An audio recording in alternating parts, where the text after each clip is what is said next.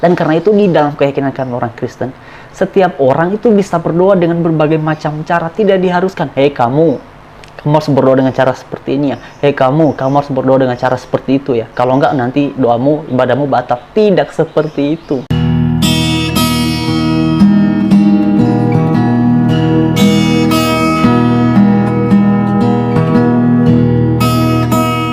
Shalom teman-teman, selamat siang dan selamat beraktivitas. Tuhan Yesus memberkati kita semua.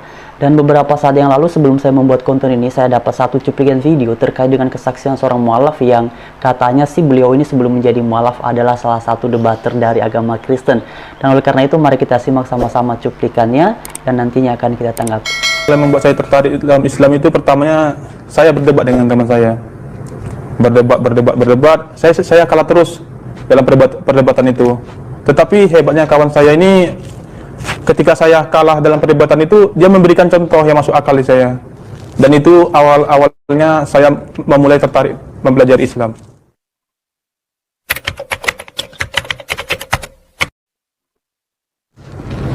Itu lebih ke arah ketuhanan. Konsep ketuhanan. Konsep ketuhanan, tauhid.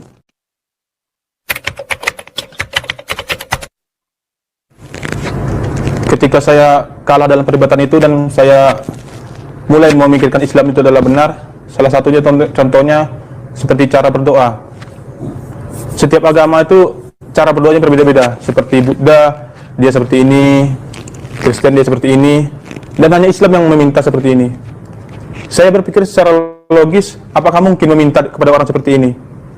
Atau meminta seperti ini? Pandangan saya waktu itu, ketika kita meminta kepada orang, pasti seperti ini. Itulah hal yang pertama saya membuat Islam itu logis. Nah teman-teman sekalian, itulah cuplikan videonya dan perlu saya beritahukan kepada kawan-kawan saya khususnya yang non-Kristen bahwa di dalam agama kami, agama Kristen, doa tidak pernah diartikan sebagai meminta kepada Tuhan atau sebagai cara meminta kepada Tuhan. Doa itu pada umumnya diartikan sebagai salah satu cara berkomunikasi dengan Tuhan, dan karena itu sebagai salah satu cara berkomunikasi dengan Tuhan, maka di dalamnya kita bisa mengajukan permohonan ataupun menyampaikan ucapan syukur. Tetapi yang pasti doa di dalam agama Kristen tidak diartikan sebagai cara meminta. Dan sebenarnya justru menariknya di dalam agama Kristen, ketika seseorang berdoa, itu caranya tidak diharuskan harus seperti ini loh. Caranya nanti kalau kamu tidak seperti ini, gagal atau batal doamu. Sebab di dalam agama Kristen, orang kalau misalnya Anda lebih nyaman berdoa dengan posisi tangan yang seperti ini, ya silakan.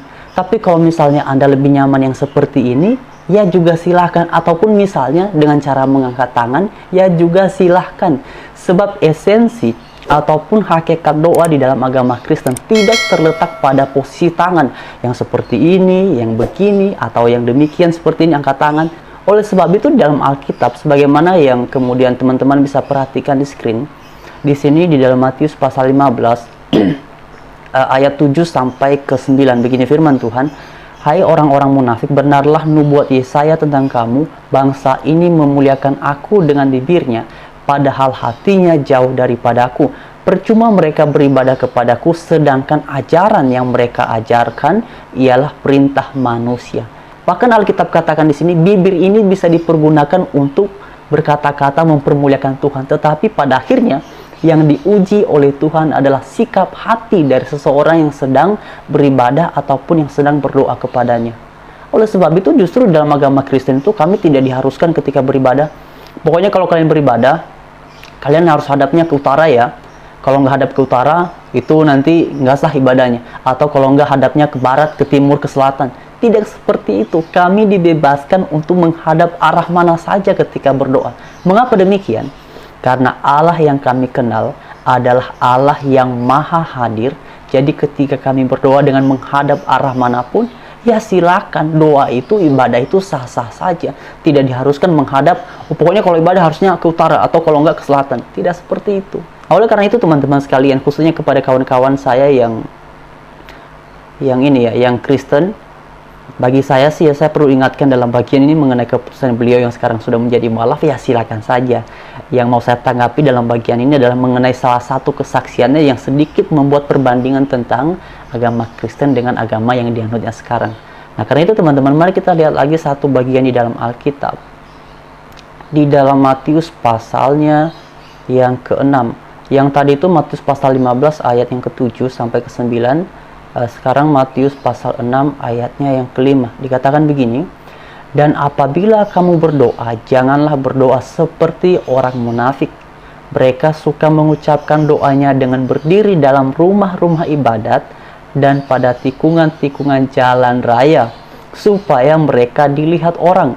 Aku berkata kepadamu, sesungguhnya mereka sudah mendapat upahnya. Jadi upahnya apa? Ya ketika mereka berkeinginan, mereka berdoa ini tujuannya supaya dipuji orang, yaitu upahnya. Kemudian dikatakan lagi di ayat yang ke-6, tetapi jika engkau berdoa, masuklah ke dalam kamarmu, tutuplah pintu, dan berdoalah kepada Bapamu yang ada di tempat tersembunyi. Artinya, pada dasarnya kan Allah itu roh berdasarkan keyakinan iman Kristen. Jadi memang tidak bisa dilihat secara kasat mata. Kemudian dikatakan di sini, tutuplah pintu dan berdoalah kepada Bapamu yang ada di tempat tersembunyi, maka Bapamu yang melihat yang tersembunyi akan membalasnya kepadamu. Artinya, ini sebenarnya bicara tentang motivasi ketika berdoa. Kalau motivasinya memang pada dasarnya adalah untuk bersekutu dengan Tuhan, dan hal itu tidak diketahui oleh orang lain, inilah yang dinilai, yang diterima oleh Tuhan yang kami kenal di dalam Alkitab. Bukan ketika kemudian saya mau berdoa supaya nanti orang-orang yang lewat di jalan raya ini lihat saya ini seorang yang alim, seorang yang taat di dalam agama. Dan Tuhan tadi bilang di dalam Matius pasal 15 ayatnya yang ke-9 itu, sedangkan ajaran yang mereka ajarkan ialah perintah manusia, ya. Kemudian teman-teman di dalam ayatnya yang ke-7, lagi pula dalam doamu itu janganlah kamu bertele-tele seperti kebiasaan orang yang tidak mengenal Allah. Mereka menyangka bahwa karena banyaknya kata-kata doanya akan dikabulkan. Jadi janganlah kamu seperti mereka, karena Bapamu mengetahui apa yang kamu perlukan sebelum kamu minta kepadanya. Amin. Jadi di dalam keyakinan kami orang Kristen, bahkan sebelum kami berdoa pun, Allah yang kami kenal, yang kami sembah, itu sudah mengetahui apa yang kami perlukan. Lalu kemudian mungkin nanti akan ada pertanyaan, ya sudah, kalau misalnya Tuhan sudah tahu apa yang kamu perlukan, ngapain lagi berdoa? Sebelum saya jawab pertanyaan seperti itu, misalnya saya juga tanya nih, emang Tuhanmu nggak tahu apa yang kamu perlukan sebelum kamu berdoa? Hah? Kalau Tuhanmu tahu, lalu ngapain juga kamu berdoa? Dan kalau Tuhanmu nggak tahu, masa Tuhan nggak tahu? Nah, kalau di dalam agama Kristen kami perlu tetap berdoa, walaupun Tuhan kami sudah mengetahui apa yang kami perlukan. Ini sebagai bagian dari kami menunjukkan sikap berserah bergantung seutuhnya kepadanya. Itulah sebabnya kami berdoa. Jadi kepada teman-teman saya dan khususnya kepada mualaf ini, yang mengenai keputusan Anda sih sekarang sudah menjadi mualaf, ya silakan saja ya. Itu urusan Anda, itu haknya Anda. Sebab di bangsa ini pun setiap orang dibenarkan ketika menganut agama tertentu sesuai dengan pengalaman spiritual masing-masing, ya silahkan saja. Tapi apa yang Anda sampaikan itu, Anda menganggap bahwa arti dari berdoa ini adalah cara meminta kepada Allah atau cara meminta kepada Tuhan. Ini justru menunjukkan Anda ini sangat tidak mungkin salah satu debater Kristen. Karena doa itu, ini kan salah satu pengetahuan dasar ya ketika berbicara tentang iman Kristen.